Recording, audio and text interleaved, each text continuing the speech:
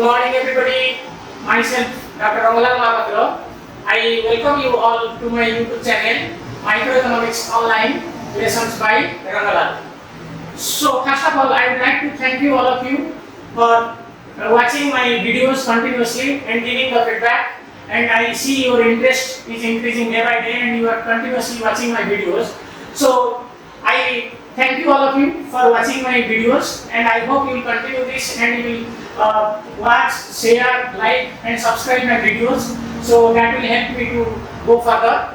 So now today I will explain about the things which I have continued in the last videos. So today I will generally talk about how the marginal utility concept has been used, and how from this how the concept of demand has been derived, and what is the difference between this concept of marginal utility in the subsequent time period. That entire thing I will explain. And in the next video, since our marginal utility analysis involves two important concepts, one is cardinal and another is ordinal utility, so I will explain in the next video the important concept, that is what is cardinal utility and what is ordinal utility, how it creates differences, and what is the importance of this use.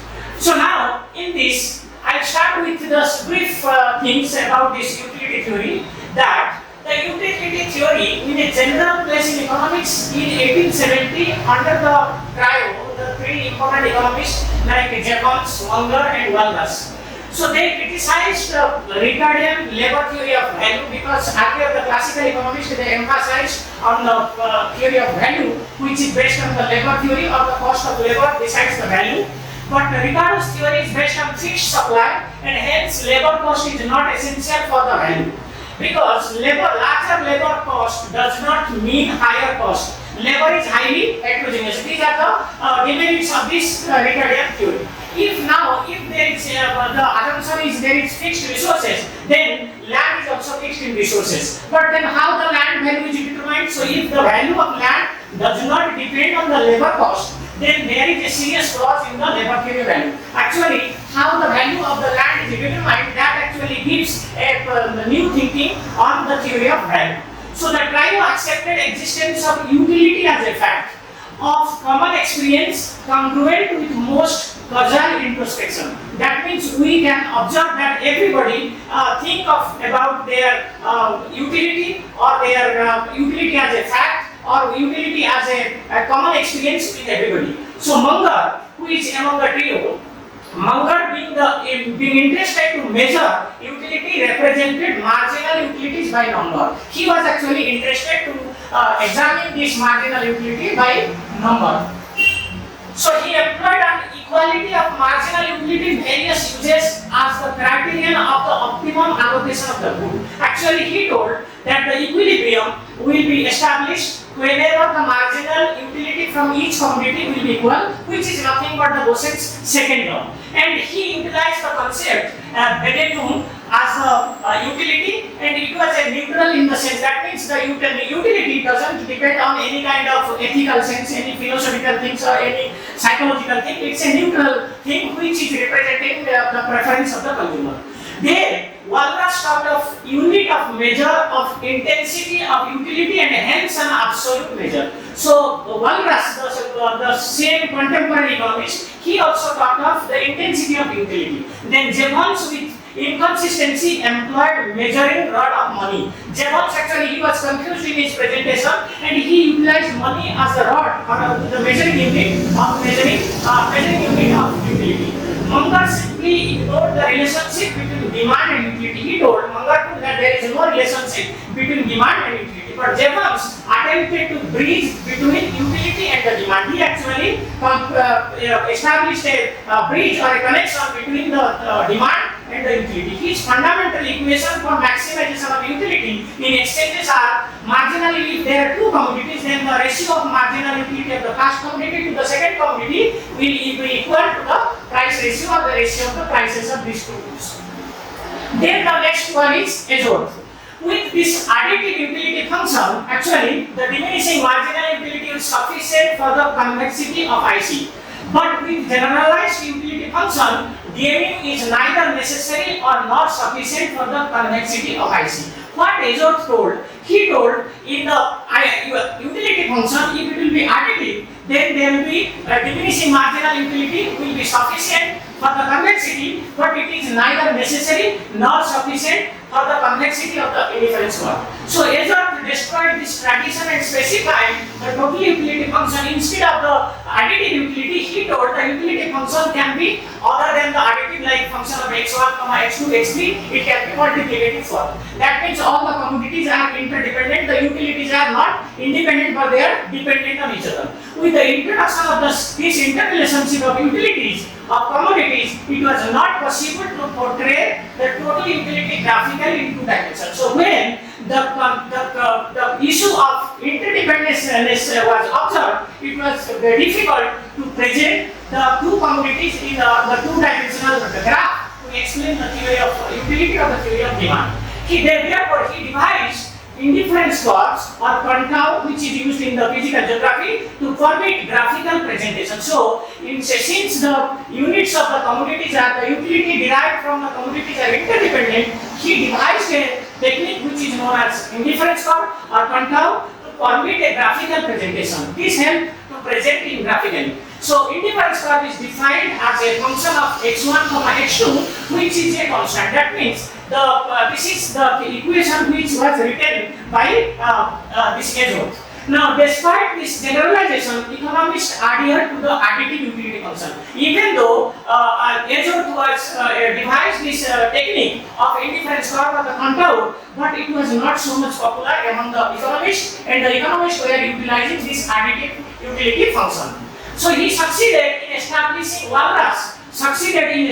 the correct relationship between utility and demand. He is the person who actually derived the equation of the maximum satisfaction for an individual. If there are n commodities and the unit of the x1 is the numerator, that means if you take x1 as the numerator, means the price will be 1. In terms of which the prices of the other commodities will be expressed, then P1 will be 1 and there will be n minus 1 equations, and n1 is equal to, because n in 1 divided by price of 1, because price of 1 is equal to 1, so it will be mu1 will be equal to mu2 divided by price of the second commodity is equal to mu3 marginal utility of the third commodity divided by the price. So there will be n minus 1 equations, because this will be the marginal utility of the first commodity depends on n minus 1 equations, and which is a constant. So the budget equation states the equality of the value of initial stocks of the commodities and the stocks after the exchange. Hence, n equations to determine n quantities of the commodities demanded. So x2 will be a function of price of the second commodity, price of the third commodity. Similarly, the quantity of x3 will be dependent on the rest of the prices, excluding the price of 1, which is acted as a numerator. So to determine the market price, we simply add the demands of all the individuals in the market for each commodity. Suppose you have the demand for x2. x2 depends on this price of second commodity, third commodity, and nth commodity. Then, if you sum up all the demands by all the consumers, suppose x2 is a commodity which is a function of P2, P3, Pn. There are suppose n commodities. So these x2 commodities, suppose if there are n consumers, so the commodity demand x2 demanded by the consumer 1, x2 consumer by consumer 2, x2 commodity demanded by consumer 3. So this is summation of x2, so of the ith consumer from first consumer to n consumer, that will give you the market demand. This is the market demand for the commodity. So this is actually the derivation of the market demand.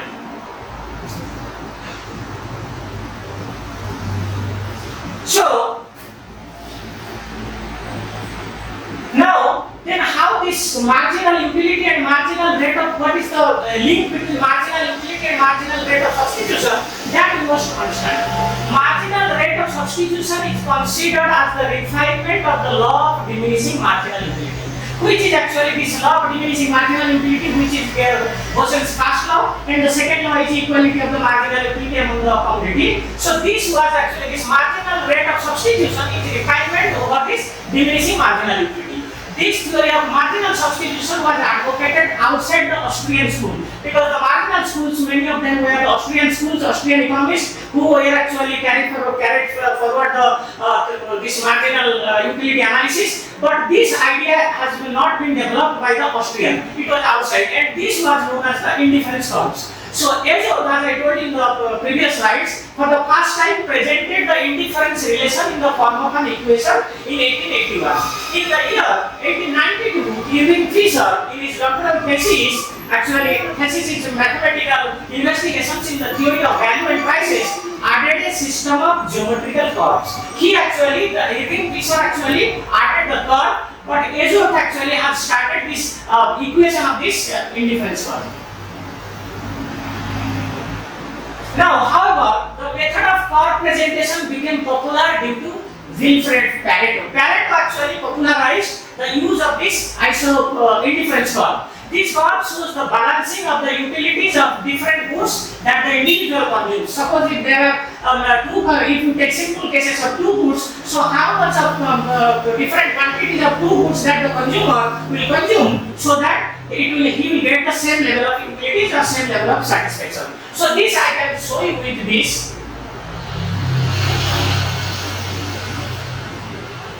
Now suppose if you take bread in one side and another side we take butter.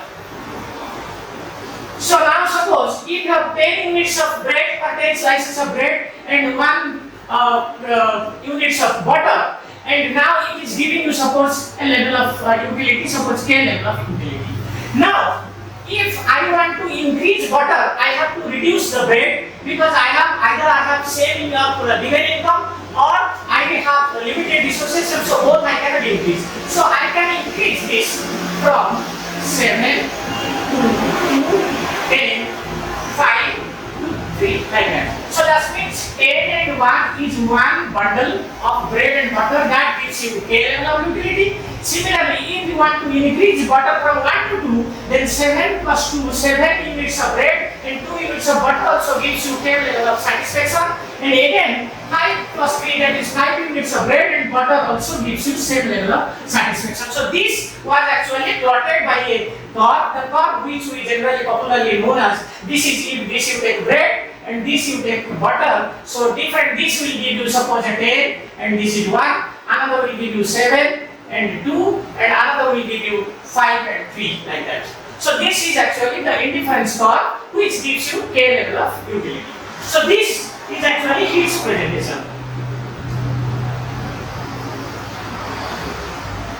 Now, the indifference curve is the geometrical location of all those points which provide the same level of satisfaction. That means if you connect all the bundles, then we get the curve which is known as this indifference curve. Now, what is this law of marginal substitution? How it came? In 1950, Hughes and Slutsky, he is a Russian economist, recommended the indifference method as a substitute for the law of satiation or saturation. He he told that indifference technique can be utilized for the law of utility or law of saturation for the first time. Then Leo Swinfield, ED, was the first to work along the lines of Slutsky in 1924. So ED was actually supported this idea and he carried forward the work of Slutsky. Then J.R. Hicks, he came into the picture. In 1939, John R. Hicks, in his famous work Value and Capital, his book name, adopted this new approach in English. Actually, Slutsky was a Russian economist, so his work is in the Russian language. But J.R. Hicks, he actually did the things, value of and capital in English language. So earlier, before Slutsky, economists demonstrated diminishing marginal utility by feeding a man too much. That means the experimentation of the observation of the law of diminishing marginal utility was carried out by physically by giving or feeding a person continuously so that they can observe what is happening to this. But in reality, consumer problem is a two or many dimensional, many side balancing problem. That is, every time the consumer wants how to make a balance among all the desires, all the satisfaction. So under static condition, that means in a given time period, one can increase consumption in one aspect and reduce the intensity of utility, and consumption is reduced in one or more of the other items where utility can be increased. That means he told that since the man is actually interested to have a balancing attitude, so whenever he wants to increase something, so he increases that, and the intensity of the utility of that will decline, and the other aspect, the quantity of the other goods will increase, and that the intensity, decrease, and the intensity of the utility will increase. So that way it creates a balance. So Hicks expresses the connection between marginal substitution and indifference curves more forcefully than others. He actually brought the concept of marginal rate of substitution. Hicks places the consumer in the marketplace. That means he thought, or he explained that if a consumer is facing a real market and the price he faces, then by introducing the price, what he calculated, he told if an individual is to be in equilibrium means whenever he will be in a balanced position with respect to a system of market prices, it is directly evident that the marginal rate of substitution between any two goods must equal the ratio of their prices. That means this is the idea which we study generally, and I will tell in the latter part of the videos, that if I take this indifference curve, in this indifference curve, if we assume that the curve is, he assumed that the curve is convex to the origin, then he told the slope of this indifference curve, that is delta y by delta x, is the slope whenever the change in x tends to 0. So that will be dy by dx, or if I take it x2, this is x1, then dx2 by dx1. This is the slope of the indifference curve, which is known as the marginal rate of substitution of the commodities between x and y. And now if the consumer is facing a price line, suppose if I draw the price line which is a linear price line, which I will explain in the subsequent videos about this, then the tangency point, suppose this is E, the tangency point shows that the slope of the budget line, which is actually a market character, will be equal to the slope of the indifference curve, which is marginal rate of substitution. So marginal rate of substitution will be equal to price ratio, price of x by price x2 by x1 by x2. So this is the way he told this.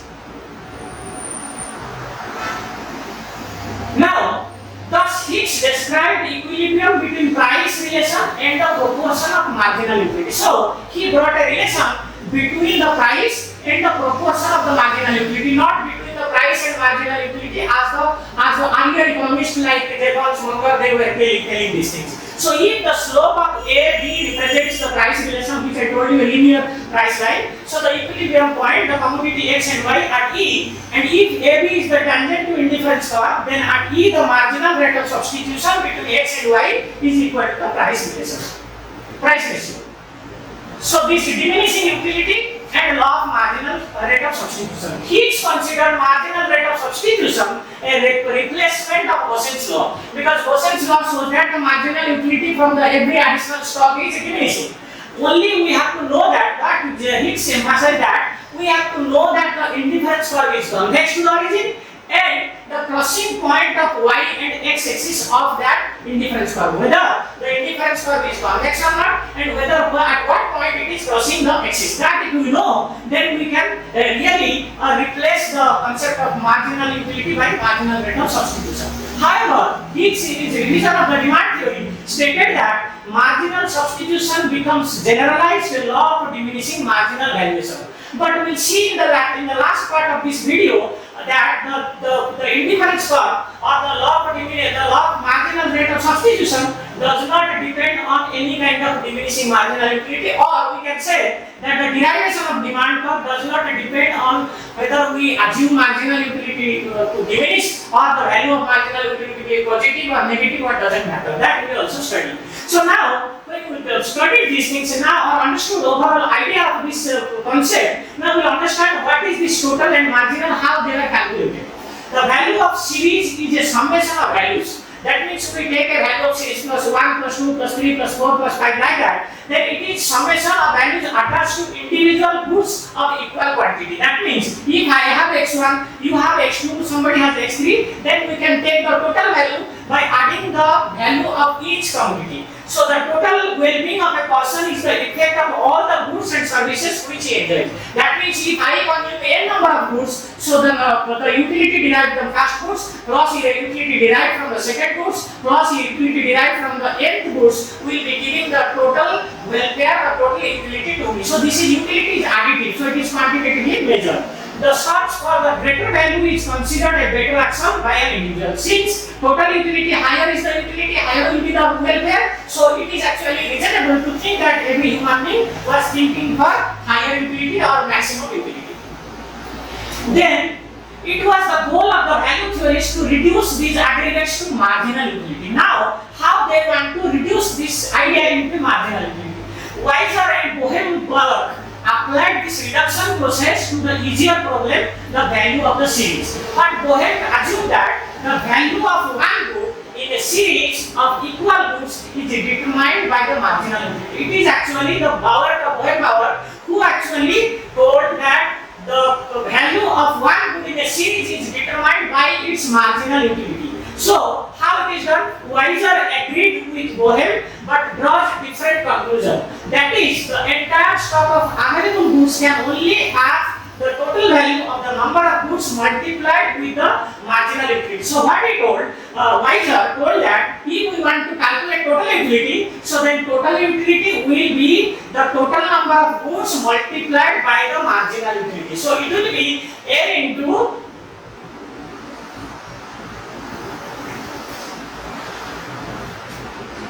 So Weiser told it is A into the marginal utility of the ith goods. So this is actually the total utility by Weiser. But what Boehm told, that is different. What he told, that we'll see now. But so for example, if a man is supplied with 5 bags of rice, and if the utility of the 5 bags is marked as 5, 4, 3, 2, 1, then according to Boehm, the value of the series is 15 because it is 5 into the sum of the all is 5 plus 4 plus 3 plus 2 plus 1. It is the sum of the utilities which will be 15. But Weiser told it is 5 because the number of commodities are units are 5 and the marginal utility is 1. So 5 into 1 is 5. So this is the difference between the value calculation between Weiser and Boehm. So measuring of utility. Since the work of Bernoulli is actually the advocate of this marginal utility, he started calculating the marginalists have been interested in measuring the marginal utility. Since measuring is a mathematical technique, the value theorists examined the possibility of constructing a yardstick or a unit of measurement. Irving Fisher and Alfred Marshall are the most important defenders of this calculation of this utility. Fisher had 3 basic assumptions on which he started his measuring. One is equality of utility, that is the consumer has no desire for A excluding B, where equality means A will be equal to E, so the utility from A will be B. Inequalities of utility, that is A is maybe the utility from A is more than B or the utility of B is more than A, and the utility of some commodity depends alone on the quantity of that commodity. So he is actually assuming independence of the utility or additive utility. That is, the utility derived from X is dependent only on the X, not on any other commodities. With the help of these 3 cases, Fisher proved that the ratio of the 2 infinitesimal utilities is measured by the ratio of the 2 infinitesimal increments of the same commodity. That means, if we can take the very small increment in the 2 goods, so the ratio will be giving the ratio of the 2 utilities, that is the marginal utility of one commodity divided by marginal utility of the second commodity will be equal to the change in the X, change in the commodity 1 divided by change in commodity 2. So this is the thing. But what Marshall told? Marshall proposed another method. The consumer would be just induced to buy 1 unit of the price where if the price were ₹10, proves that the total enjoyment which he derives from the unit is as great as the which he could obtain by spending 10 on our day. That means he told that whenever the marginal utility can be measured by how much the consumer is willing to pay, because the amount which he will be willing to pay is actually his entire pleasure or the satisfaction which is deriving from the enjoyment of the commodity. Hence, the utility derived from that unit is 10. But if the market price is suppose 1 and he purchased that commodity, so his consumer surplus, which is called consumer rent, is actually 9 rupees. So this definition corresponds to the common sense of understanding utility. So Marshall started willingness to pay of the price of the commodity which the consumer is paying as a measuring rod of marginal utility. So the utility of the increment of a commodity is measured by the increment of the money just equal to it. That means how much, whenever you increase your commodity consumption, it must be equal to the increment of the money, and he did it by assuming the constancy of marginal utility of money. That means the person or the consumer who consumes, the amount of money which he is having must be constant. But Hicks denied this assumption, and Marshall ignored the income effect of price change, because Hicks questioned that if the price of the commodity will change, then there will be also real income effect, and that income effect will lead to also substitution effect, which we will study later on. Therefore, Marshallian method should not be used in general, and Wilfred Pareto, famous table of curves equivalent to contour map of physical geography, indicate equal intensities of the utility, and that the bundle of indifference curves forms a slope of a hill. That means he measured the utility through the indifference curve. Wilfred Pareto used the total utility by constructing the indifference curve. When the probability and mathematics become a new approach, because after that subsequently they have 1940s, 50s, when the mathematics and probability was used in economics, the replacement of the technique helped redefining marginal utility, which von Neumann and Morgenstern, that is VLM utility function, has been used, where it was utilized as a cardinal utility, and that we discuss in detail when the utility under risk and uncertainty will come. So now, what is this? What they told? Utility is a quantity and it is an indicator of preferences.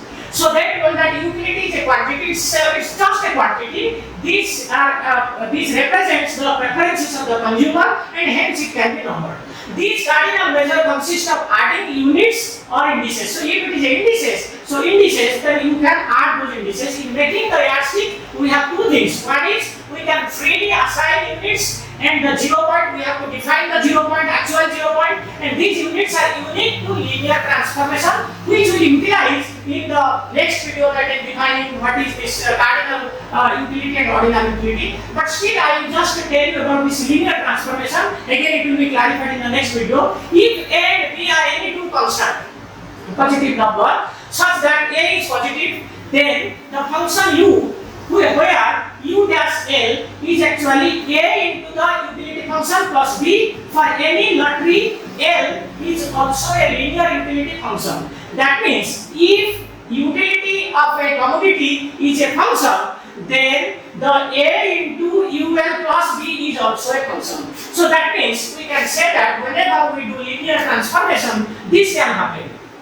That is, if suppose this is a curve, suppose this is a curve, and this is suppose U of L, this is a function. Now we can take A plus U L plus B. Suppose A is 1. If A is equal to 1, then it will be U L plus B, and if B value is 2, so I can just shift it to like this. So this is U dash L, where we are just shifting the curve. So this is actually linear transformation of one to another. Similarly, we can have also this one, where we have one function like this. We can have another function where B is 0. In this case, A is, suppose if it is A is equal to 2 and B is equal to 0, we can have this 2 U of L. This will give you this one. So this is also a linear transformation. But if I have this one, suppose this one, and this one is not a linear transformation, because this is not a transformation. This curve is not a transformation of this curve. So this is not linear, but this is linear transformation, and this is linear transformation, and we use this definition in explaining the cardinal utility.